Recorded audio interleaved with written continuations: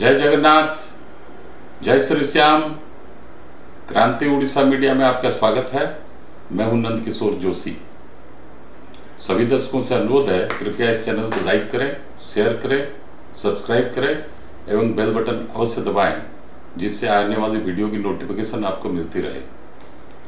आज हम चर्चा करने जा रहे हैं केरल की, जिसको बोला जाता है इंग्लिश में गॉड्स ओन कंट्री। मतलब केरल को ईश्वर ने बनाया, भगवान ने बनाया। उसी केरल के हम लोग चर्चा करने जा रहे हैं। परसों वहां हमास के समर्थन में रैली हुई और कल वहां केरल में बम विस्फोट हुआ। दरअसल क्या है कि केरल में जो हमारे सुदूर दक्षिण में राज्य है, जहां बोलते हैं कि 100% लिटरेसी है, मतलब 100 के 100 लोग पढ़े लिखे हैं। और वहाँ एक्चुअली देखा जाए तो आतंकवादी पहले तो कभी कश्मीर में सबसे ज़्यादा सक्रिय थे और आज का दिन केरल में सबसे ज़्यादा सक्रिय हैं। वैसे सक्रिय वो वहाँ पर हमेशा ही रहे आतंकवादी उग्रवादी, लेकिन अभी तो बहुत ज़्यादा सक्रिय है। इतिहास पर अगर हम लोग गौर करें तो अरब से जो इस्लाम निकला है, अरब के बाहर पूरे दुनिया में सबसे पहले मस्जिद बनी है भारत के केरल में। दुनिया में सबसे पहली मस्जिद बनी है भारत के केरल में, अरब वर्ल्ड से बाहर। और वहां जिहादी काफी सक्रिय है।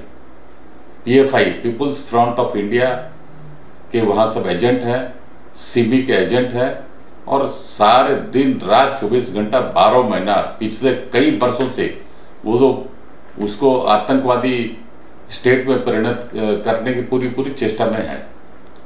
और पिछले साल तो एक साथ में सारे भारत में सैकड़ों जगह एनआईए ने रेड मारा था। वहीं केरल से भी बहुत सारे जो जिहादी आतंकवादी हैं, पीएफआई के नाम से जो सक्रिय हैं, केरल से सैकड़ों लोगों की गिरफ्तारी हुई थी।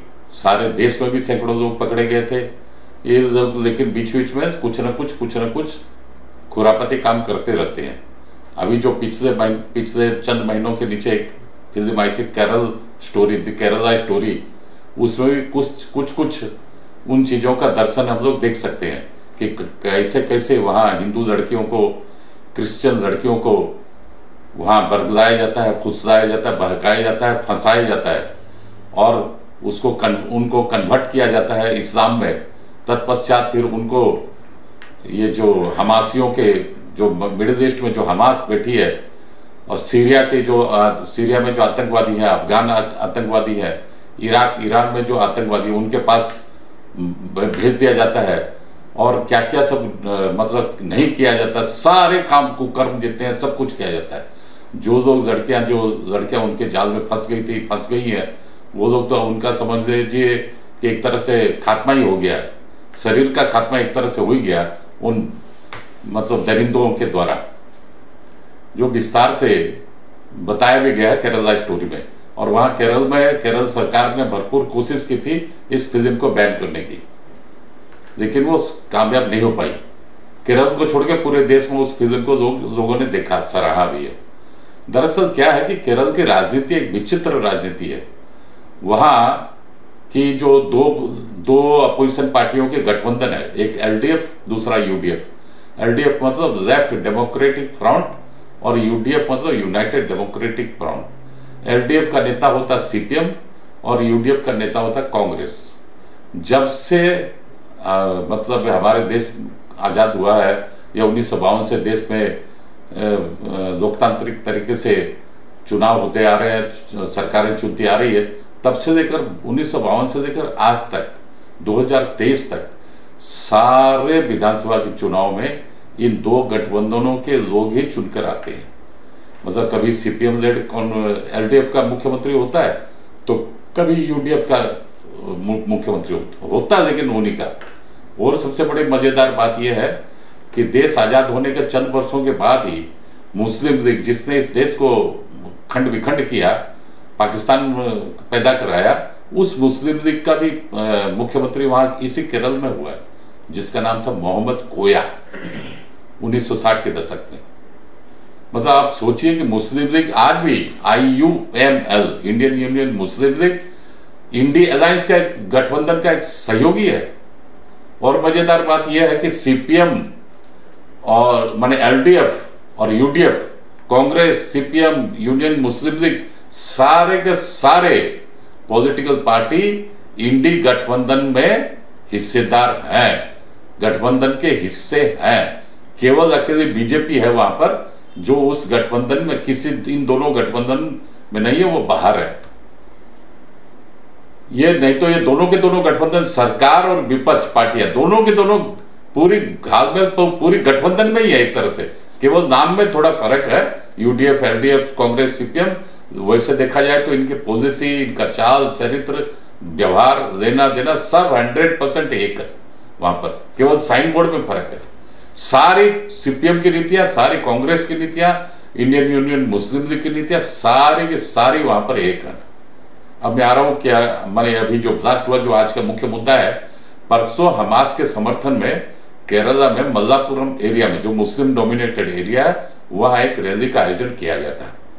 और वीडियो कॉन्फ्रेंसिंग के जरिए से वो जो हमास का जो बड़ा गुंडा है सारे विश्व में, उसका नाम है खालिद, वो खालिद ने वीडियो कॉन्फ्रेंसिंग के जरिए से, ऑनलाइन के जरिए से उस रैली को संबोधन किया। अब आप सोचिए कि भारत का केरल के अंदर में एक रैली होती है और हमास का जो सरगना है वह हमास में बैठा हजारों किलोमीटर दूर, इनका आपस में क्या कनेक्शन है, जो सरेआम खुलेआम दिन दहाड़े रैली में उसको निमंत्रण देते हैं और वो उसमें अपीयरेंस करता है और वो संबोधन भी देता है, रैली को एड्रेस करता है वो खुलेआम सरेआम। और उस रैली को, उस हमासी जिहादी रैली को, उग्रवादी रैली को, आतंकवादी रैली को CPM की केरल की सरकार ने परमिशन भी दी है बाकायदा। वो कोई गैर कानूनी तरीके से रैली नहीं किया है, बाकायदा सरकारी परमिशन के साथ में किया है। मतलब इससे भी साफ साफ जाहिर होता है कि वहां कांग्रेस, CPM, यूनियन मुस्लिम लीग, आतंकवादी संगठन, PFI, हमास, सारे के सारे मिले हुए हैं एक साथ, या यूं कहें जिसको हिंदी में बोलते हैं एक ही थाली के चट्टे बट्टे हैं, जिसको इंग्लिश में बोलते हैं birds of same feather flock together. उसका उदाहरण केरल में देखने को मिला। ठीक है, तो क्या बोले खालिद ने, जो हमासी गुंडा है, उसने क्या बोला अपने संबोधन में? उसने बोला कि जिहाद के लिए तैयार रहो और जितने भी दुनिया भर में जो भी है काफिर, उनके नजर में काफिर कौन कौन है? जूज मतलब जो इजरायली, वो काफिर है। क्रिश्चियन मतलब जिसको हिंदी में बोलते ईसाई, वो काफिर है। सनातनी मतलब हिंदू, वो काफिर है। हम लोग सारे भारतवर्ष के केवल इन जिहादियों को छोड़कर बाकी सारे के सारे लोग काफिर है। या यूं कहूं पूरी दुनिया में केवल जिहादियों को छोड़कर बाकी सारे के सारे दुनियावासी काफिर है, इनकी भाषा में, इनकी बोलचाल में, इनके कार्यक्रम में, इनके कारनामों में। तो उसने बोला जिहाद के लिए तैयार हो और आगे बढ़ो। खुलेआम चुनौती दिया, खुलेआम उसने ये घोषणा की है। उसी का नतीजा है कि परसों तो वो रैली हुई और कल केरल में बम विस्फोट भी हो गया। लेकिन मजेदार बात यह है कि जो बम विस्फोट हुआ है, वो बम विस्फोट हुआ है क्रिश्चियन लोगों की गैदरिंग पर। 3 दिन का उनका गैदरिंग चल रहा था, शनिवार, शुक्रवार, शनिवार, रविवार को यानी कल संडे को सुबह के टाइम में उनके जो गैदरिंग थे 2-2.5 हजार आदमी, उनका कोई धार्मिक सम्मेलन चल रहा था क्रिश्चियन लोगों का, उसमें 4-5 सीरियल ब्लास्ट हुए हैं। और अभी तक की जो हमारे पास रिपोर्ट आई है उसमें 3 लोग मारे गए हैं और 50 से ज्यादा लोग घायल हैं। एक किसी क्रिश्चियन बंदे ने, वो अपने को क्रिश्चियन बताता है, भगवान जाने उसका रियल क्या है, तो वो बोला डोमिनिक मार्टिन। उस बंदे ने क्लेम भी किया है कि हाँ मैंने ये सीरियल ब्लास्ट किया, पुलिस उसको अरेस्ट कर ली। तो अब मालूम हो रहा है कि वो एक बंदा जो जिसने क्लेम किया है कि हाँ मैंने ब्लास्ट किया है, तो वो बोलता है कि ये जो क्रिश्चियन लोगों की जो गैदरिंग है, मैं क्रिश्चियन हूं लेकिन मैं इनकी बातों से सहमत नहीं हूं। ये राष्ट्र विरोधी ताकतें हैं, ये राष्ट्र विरोध के बारे में वहां मीटिंग चल रही थी, इसलिए मैं गुस्से में आकर ये ब्लास्ट किया हूं।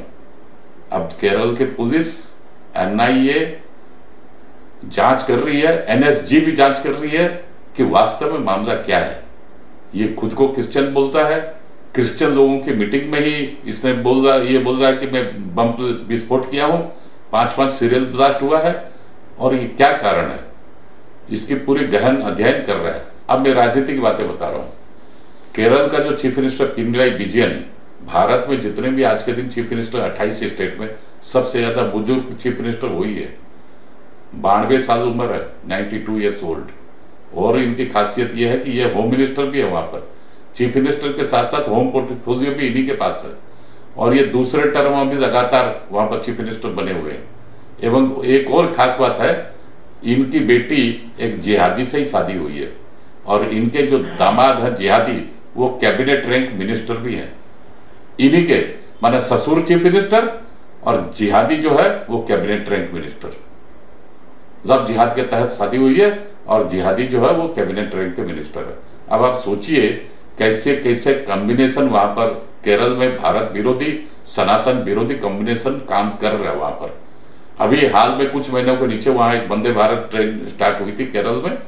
उस वंदे भारत ट्रेन में ब्लास्ट करने की कोशिश की थी एक जिहादी ने।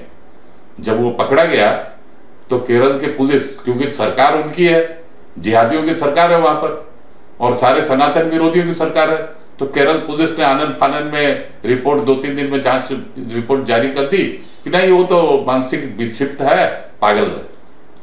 लेकिन उसको जब एनआईए पकड़ी तो उसने स्वीकार किया कि हाँ मैंने जानबूझ के किया है, और वो जाकिर नायक का चेला है जो विश्व भर में जिहादियों का यूनिवर्सिटी का चांसलर है, सबको जिहादियों की ट्रेनिंग देता है, भारत से भगोड़ा है, मलेशिया में बैठा है, उसका चेला है वो जिसने बम ब्लास्ट किया था अभी हाल के कुछ महीने के नीचे केरल में वंदे भारत ट्रेन में।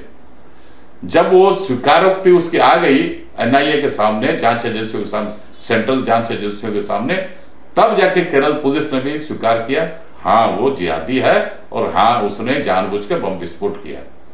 अब देखिए, तो जिस प्रदेश का होम मिनिस्टर, चीफ मिनिस्टर स्वयं अगर जिहादियों को प्रमोट करता है या जिहादियों के साथ में रहता है या जिहादियों को घर के अंदर पालता है और सेकुलर होने का ढोंग रचता है, उस स्टेट के पुलिस तो वही उसके सरकार के इशारे पे ही नाचेगी। ऐसा तो साफ साफ दिखता ही है। अब लेकिन क्या है कि मतलब ये जनाब जो है केरल के जो चीफ मिनिस्टर पिनराई विजयन, कल जब बम विस्फोट हुआ था ये उस समय दिल्ली में थे। दिल्ली में कुछ राजनीतिक गोटियां बिठा रहे थे, राजनीतिक रोटियां सेक रहे थे। जैसे बम विस्फोट की खबर उनको ऑफिस से मिली, उसके बाद वो आकर अभी केरल में अभी उन्होंने एक मीटिंग बुलाई है, ऑल पार्टी मीटिंग इसी इश्यू के ऊपर। लेकिन साफ साफ दिखता है कि अभी केरल में काफी जिहादी सक्रिय हो गए हैं एवं जिहादी मानसिकता से भरे हुए हैं, और सबसे ज्यादा केरल में अगर कोई डरे हुए हैं तो वो क्रिश्चियन पॉपुलेशन डरी हुई है। मजे की बात यह है कि केरल में हिंदू को भी मेजोरिटी नहीं है। टोटल में ऐसा देखा जाए रफ एस्टिमेट, दो तरह की डाटा हमारे पास आई है। एक डाटा यह है कि 33% मुस्लिम, 33% हिंदू, 33% क्रिश्चियन। दूसरा डाटा यह आया है कि 49% हिंदू, 16% क्रिश्चियन, 35% मुस्लिम। ये दो डाटा में कुछ भी सामंजस्य तो थोड़ा बहुत है। इसका मतलब साफ साफ है कि वहां हिंदुओं की भी 50% से ज्यादा मेजोरिटी नहीं। इससे यही भी प्रतीत होता है कि क्रिश्चियन जो मतलब मुसलमानों के बाद छोटी माइनॉरिटी क्रिश्चियन की है, और क्रिश्चियन लोग भी वहां सबसे ज्यादा डरे हुए हैं।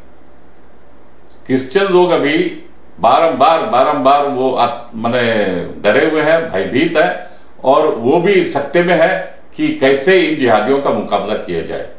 क्योंकि केरला स्टोरी में जो दिखाया गया था वो केवल मतलब हिंदू लड़कियों को बहलाया गया, फुसलाया गया, कन्वर्ट किया गया, वो बात नहीं है। क्रिश्चियन लड़कियों को भी वही सेम स्टोरी हुआ था केरला स्टोरी में जो दिखाया गया। अतएव अभी की जो परिस्थिति है वो परिस्थिति केरला में जो है वो आस्ते आस्ते दिख भी रहा है कि ऐसी परिस्थिति बम ब्लास्ट, क्योंकि 9.5 साल हो गया नरेंद्र मोदी के शासन को, भारत में एक भी बम विस्फोट नहीं हुआ था। उसी के उलट 2004 से 2014 में जब मनमोहन सरकार थी, सोनिया की सरकार थी, आए दिन हर महीना कभी बेंगलोर, कभी कोलकाता, कभी मुंबई, कभी दिल्ली, कभी बनारस, कभी चेन्नई, आया दिन बम विस्फोट होता था। प्रत्येक महीने में 10 साल के प्रत्येक महीने में हुआ है, सैकड़ों बम ब्लास्ट हुआ है। लेकिन 9.5 साल में पहला बम ब्लास्ट हुआ है, वो भी केरल में सीपीएम वाली सरकार के अंतर्गत राज्य में। अब समय आ गया है कि ऐसा लग रहा है मुझे, अब जो लोकसभा के चुनाव 6-7 महीने ही बाकी, 6 महीने करीब बाकी है, उस समय ये जिहादी मानसिकता वाले लोग, और खास तौर पर जो राहुल गांधी अभी उज्बेकिस्तान भी जाके आए हैं, वहां भी ऐसे ही कुछ गोटी वोटी फिट, वो भी एक मुस्लिम कंट्री है, वही कुछ गोटी वहां पर भी फिट करके आए हैं और जॉर्ज सोरोस के एजेंडा के तहत वहां पर गए हैं। तो कुछ न कुछ आने वाले 6 महीने में हम भारतीयों को, 140 करोड़ भारतीयों को सतर्क सावधान होकर रहना पड़ेगा।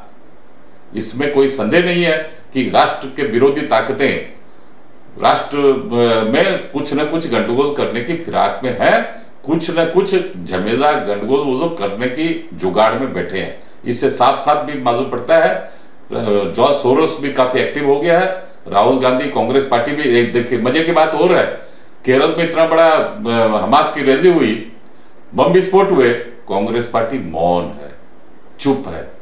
इससे भी तो साफ साफ मालूम होता है कि कांग्रेस का साथ किन किन लोगों, कांग्रेस का हाथ किन किन लोगों के साथ है। साफ साफ मालूम होता है, हमासियों के साथ में कांग्रेस का हाथ है, जॉर्ज सोरोस के साथ में कांग्रेसियों का हाथ है, पाकिस्तान चीन के साथ में कांग्रेसियों का हाथ है और साथ है। आज के अंक में इतना ही, अगले अंक में फिर मिलेंगे। जय हिंद, वंदे मातरम।